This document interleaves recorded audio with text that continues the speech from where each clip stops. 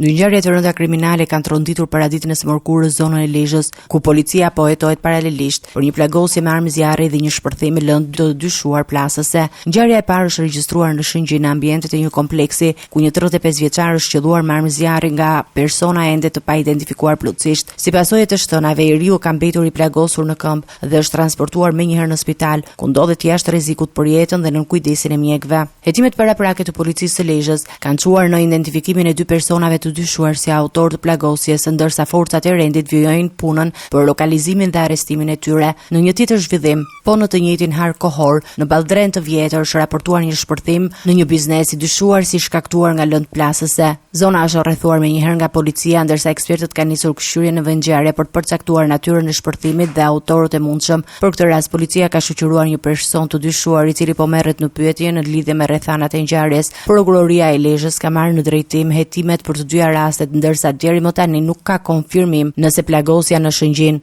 dhe shpërthimi në Balldren kanë lidhje me njëra tjetrën. Hetimet vijojnë për të zbardhur plotësisht dinamikën e ngjarjeve dhe motivet e tyre.